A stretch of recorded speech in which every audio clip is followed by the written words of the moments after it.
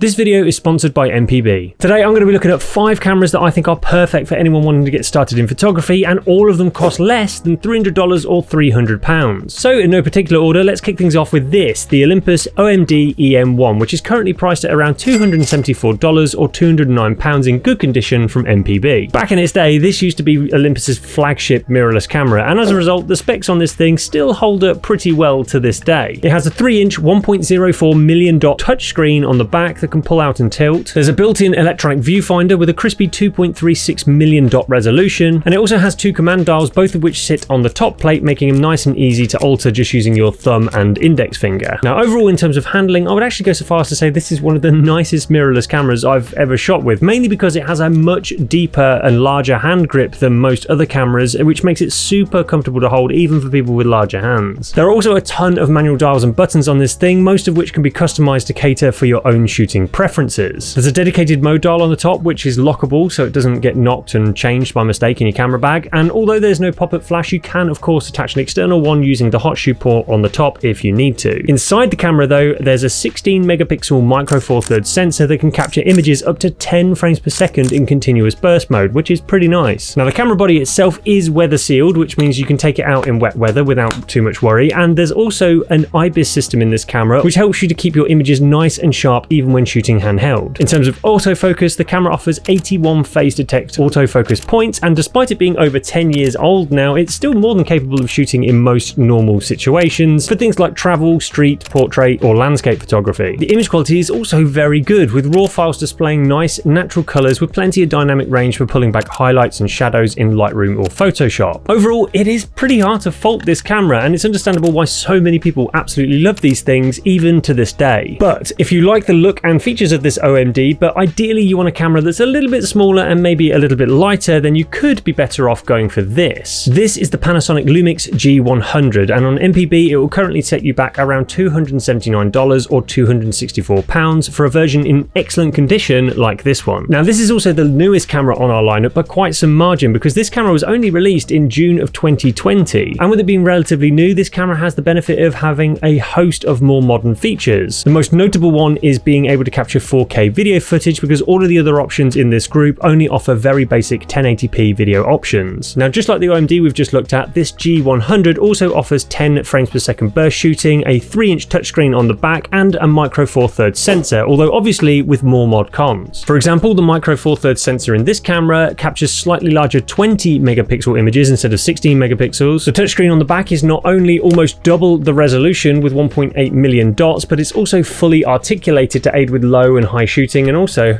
it has a selfie mode. The EVF on top also has a higher resolution of 3.68 million dots, and it features both a hot shoe port and this cool little pop-up flash that kind of looks like an angry clam you've just woken up from a nap. Oi, leave me alone, I was sleeping. There are 2 command dials, but unlike the OMD, the second dial does double up as a D-pad, which some people don't mind but others will dislike, so it's really down to your own personal preference. Though due to its smaller size, there aren't quite as many physical buttons and dials on this camera as we saw on the OMD, but obviously having a touchscreen does mean that you can quickly and easily adjust settings using this instead. It's also worth mentioning that because this is more of a budget camera, unlike the OMD, which used to be a flagship camera, it also doesn't include some pro-level features like weather sealing and IBIS. Technically, it does include a type of 5-stop electronic image stabilization, however this only works for video mode and not when you're taking photos. Although this G100 benefits from 49 AF points, it does use the arguably less accurate contrast detect style of autofocus. However, I found that it was still plenty good enough to work with for most types of shooting. But for anything faster paced like sports or wildlife, you're probably going to want to stick around to hear about the last camera we have in our lineup. But that said, the image quality is still very good, and I was super happy with the results I captured. But the biggest takeaway from using this camera is just how small and lightweight it is, because it's super discreet, and for street photography in particular, this is really helpful if you don't want to draw too much attention to yourself. And if you pair it with an equally small lens like this Panasonic Lumix 20mm f1.7, you can easily chuck this whole combination into your jacket pocket. In fact, this camera is one of the lightest cameras in the entire lineup, only topped by the next camera, the Sony NEX-6. which doubles as a maraca. So before Sony switched over to their current method of naming their APS-C camera line, their first wave of mirrorless cameras that they ever developed used to be called the NEX range. Now if you've seen my videos before, you may have heard me speak about the NEX-5, which was one of Sony's first ever mirrorless cameras to ever be released and can now be picked up these days for around $100 to $150, making it a very cheap but fairly basic budget option. I will leave a link up here to that review video if you want to check it out after this one, but for now let's talk about the NEX-6, because if you do happen to have a slightly larger budget of around $300, then personally I think this is a far better option to consider for a few key reasons. Now there are no prizes for guessing that this NEX-6 is slightly newer than the NEX-5, and it includes a built-in 2.36 million dot EVF as well as a tiltable 3-inch screen. However, it is worth mentioning that this screen is not touch sensitive and is lower resolution than any of the other cameras we've talked about so far, with just 920k dots. It does include a pop-up flash and a similar 2 command dial setup to the G100 that we've just looked at, where the rear dial doubles as the D-pad. Though I have to say that one thing I do really like about the design of this camera is how the top command dial is collared around the mode dial, because that just makes both of these dials super quick and easy to adjust using your thumb alone. This camera actually has a very nice hand grip and plenty of physical buttons on it, some of which can be customized to act as shortcuts to your most used settings. Despite being one of Sony's first mirrorless cameras, it still uses the same Sony E-mount as the ones used today with the more recent Sony releases. And this effectively means that any of the lenses you do buy for this camera will still be compatible with newer cameras should you want to upgrade to a more modern Sony camera in the future. And when the time comes to sell your equipment to fund your next camera upgrade, I would highly recommend that you check out the sponsor of today's video, MPB. Now when MPB agreed to help support this channel by sponsoring this video, I was genuinely over the moon, because I've used their platform for such a long time now and I highly rate it. In fact, it's usually the first place I go when I want to buy camera gear to review on this channel. But one thing I haven't spoken about before on this channel is how I also use MPB to quickly and securely sell all of the camera gear that I don't need once I'm done with it, because they make it so damn simple and you can get a free quote in just a few minutes. Just head over to mpb.com and then click the start selling link at the top of the page. Type in the name of all of the items you want to sell and give an honest indication of the condition they're in. Once you've built your list, just click the get instant quote button at the bottom of the page and you'll receive your free instant quotation. Now if you're happy with the price, MPB will even collect your items for free direct from your doorstep. And once your items have been checked over by their team of experts, the cash will even be deposited in your account in just 2 days.